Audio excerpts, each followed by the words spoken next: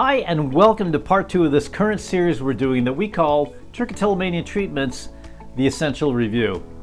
In part 1 we covered what probably most people are most likely to run into when they first begin their search for professional help for their hair pulling problems. In most cases, that's going to be straight ahead talk therapy.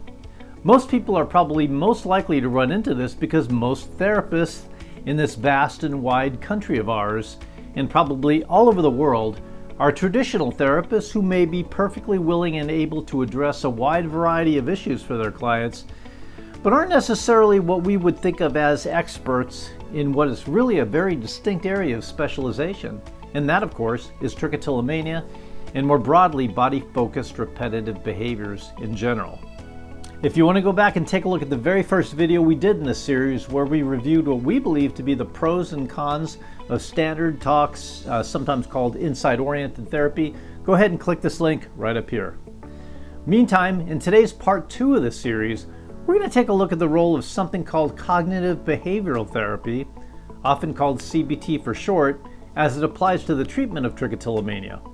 With cognitive behavioral therapy, we're now into the realm of what we can begin to think of as more specialized forms of treatment for trich.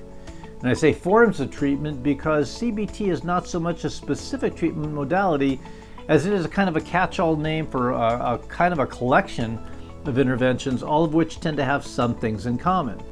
To begin with, you should know that CBT, as this collection of a certain class of interventions, is almost universally accepted by the conventional medical and mental health community as the preferred mode of treatment for not just for trichotillomania, but for anxiety and related behavioral disorders just in general.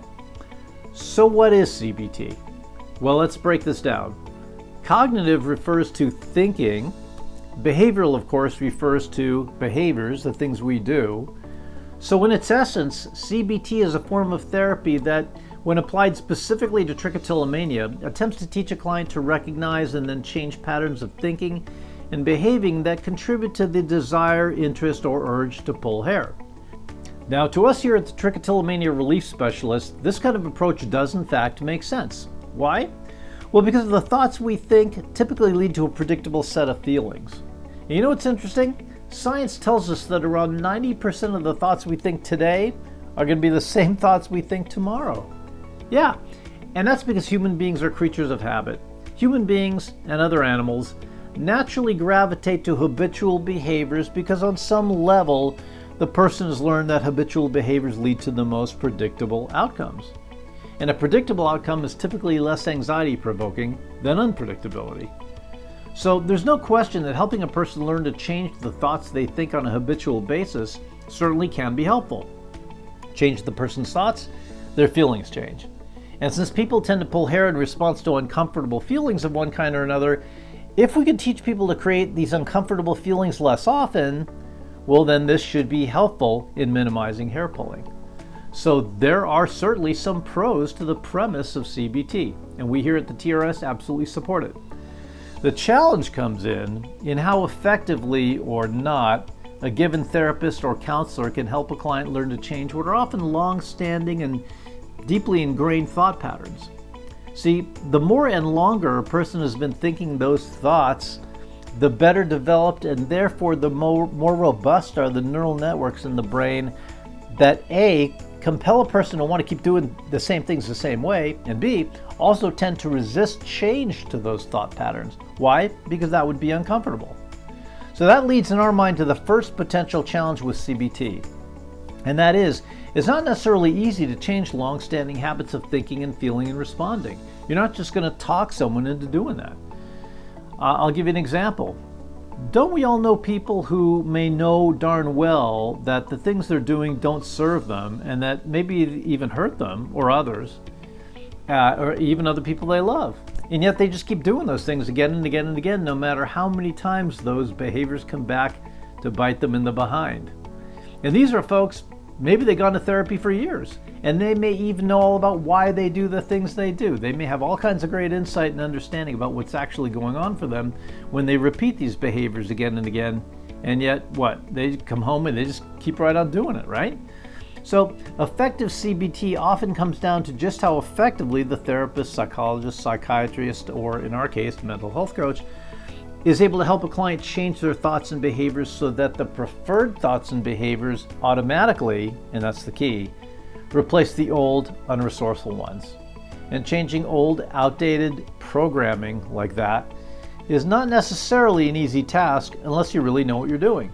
And that's the challenge for someone who, let's say, pulls their hair, decides they want to find a CBT therapist to help them do that. How is that person going to have any idea whether this or that therapist is truly trained and has sufficient experience with what in this case is a very unique kind of challenge? That is, hair pulling to the person that the person feels like they really can't stop. Right? It's hard enough finding a really good therapist of any persuasion, let alone a truly experienced, genuinely effective CBT therapist. But then to have to find one that knows their way around trichotillomania in particular, you're really drilling down to a rare breed right there. These people exist, but they're not around every corner, I assure you. Bottom line, if you can find a mental health professional who's genuinely well versed in the application of CBT for trichotillomania, you may be onto something.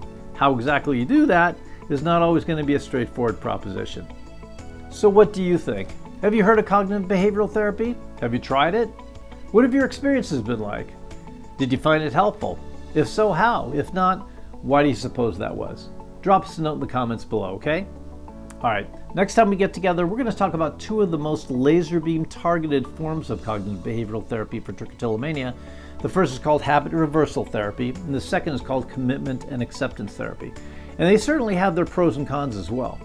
Finally, we'll wrap up the series a couple of weeks later with an introduction to what may well be the quickest, easiest, simplest, most natural, and therefore the most powerful, and for all these reasons, the most exciting form of CBT for trichotillomania, something known as the trick-free mindset solution. Stay tuned for that one.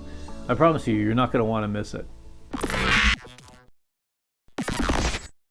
Thanks so much for watching. I hope you found this video helpful. If you did, please go ahead and pound that like button, and please do subscribe and turn on notifications so YouTube can let you know when we publish the next video in this series. And you know what? Go ahead and hit that reply button below and leave us a comment. Talk to us. How did this video impact you?